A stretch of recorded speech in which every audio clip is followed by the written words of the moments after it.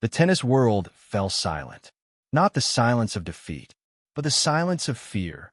Fear that a dream might end before it truly began. Fear that a hero might be lost forever because of her own courage. Alexandra Eala, the 21-year-old sensation from the Philippines. The girl who conquered Washington. The girl who packed stadiums. The girl who climbed to world number 20 and became the biggest draw in women's tennis. But behind all that success, there was a hidden truth, a truth now being revealed by her coach. David Macpherson, the veteran Australian coach who guided Eala through her meteoric rise. He saw everything, the exhaustion, the pain, the sacrifice. And now he has spoken. His revelation sent shockwaves through the tennis world. Macpherson revealed that Eala ignored her injury to fight for her nation, that she risked her future, that her body was on the brink of collapse, and her career hung in the balance. This is not just a story about tennis. This is a story about courage, sacrifice, and an unshakable love for country. This is a story about a young woman willing to risk everything for a nation's dream. Welcome to RallyNova. Let's begin. The scene was Toronto, the National Bank Open, a WTA 1000 tournament that should have been another step toward glory for Eala. She arrived as a champion, fresh off her historic Washington victory, the first Filipino to win a WTA title. She had climbed to a career-high world number 20. The world was at her feet. The Filipino community in Toronto, the largest in Canada, packed Sobeys Stadium. Flags filled the stands. Chants of Eala, Eala, echoed through the arena. But behind the smiles and waves to fans, there was a battle the public couldn't see. A battle more brutal than any she would face on court. A battle against her own body. In her third-round match against Caty McNally, the unexpected happened. In the second set, leading 3-2, Eala collapsed after a forehand return. She rolled her right ankle. She immediately called a medical timeout. Her ankle was taped, and she returned to continue the match. I kind of rolled my ankle in that second set. I hit the forehand, and I landed kind of wrong. I called the physio. I was like, oh, I don't know what happened, because it happened so fast. But luckily, there's nothing wrong with it, and it was no serious problems, Eala said after the match. But what many didn't know was that injury was no simple sprain. It was a warning that her body was on the verge of breaking down. And despite that warning, she chose to continue. Eala was in the middle of the longest and most intense winning streak of her career, 7 straight victories from Washington to Toronto. In just 2 weeks, she played 7 matches in Washington and 2 more in Toronto. There was no time to recover, no time to heal. Her body was screaming for rest. But she didn't stop, not because she wanted to, but because she had to, for her country, for the 110 million Filipinos counting on her, for the flags waving in every stadium she entered. I am as tired as one can be at this stage. You can imagine a lot of matches, but that's the job. I'm ready, Eala said before facing Bencic. Her words were filled with determination, but beneath them was a body slowly surrendering. David Macpherson is not one to speak lightly. The Australian coach is a veteran of the tennis world. He has worked with some of the best players in the game, and he knows the difference between real danger and simple fatigue. When he spoke about Eala, his words carried weight.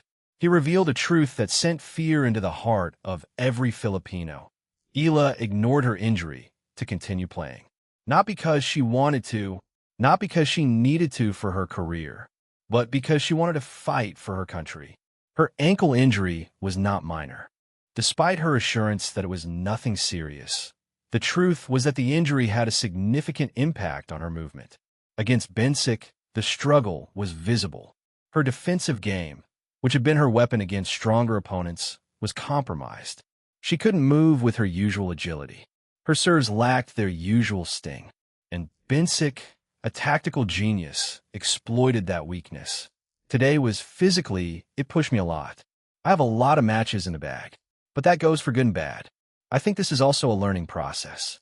We're athletes, so that kind of physical is, it's like a huge part of our job, Eala had admitted after the McNally match.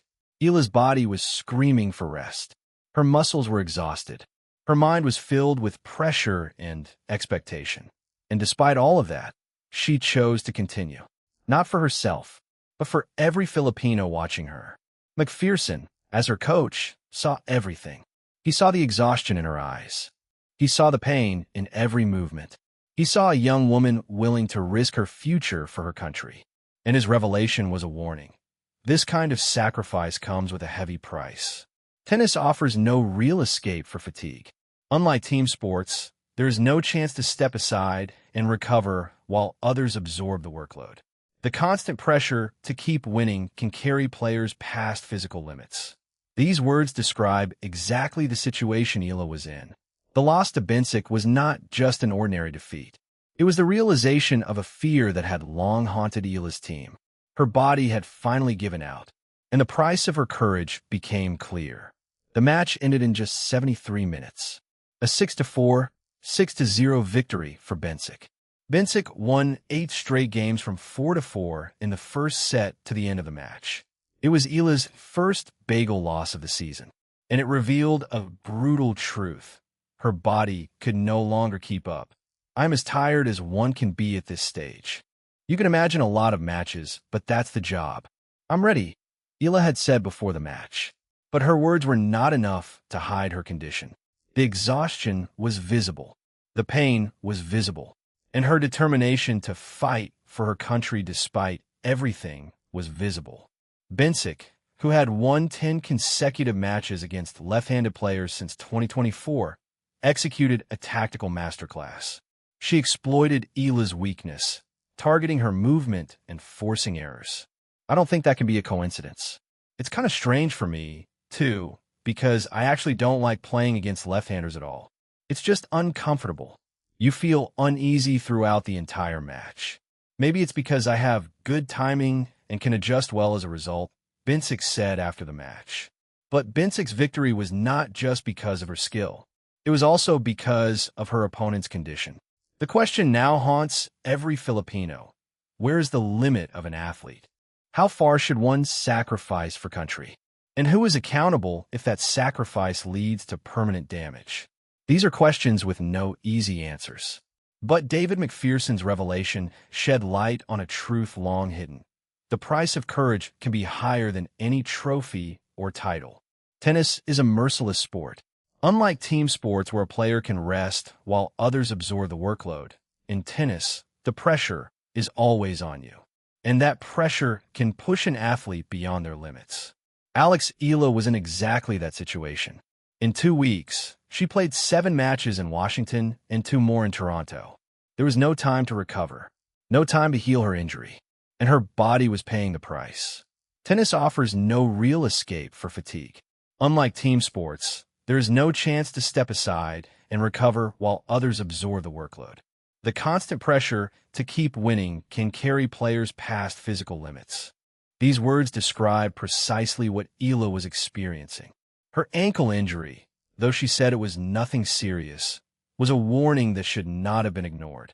Such injuries can worsen without proper rest and treatment, and playing while injured can lead to more serious damage that could threaten a career. But Eala did not stop, not because she wanted to, but because her country was counting on her. And that pressure, the pressure to bring honor to 110 million Filipinos, was a burden a 21-year-old could not easily set down. Her rise to world number 20 brought more pressure, more expectations, and more responsibility. Every match became more important.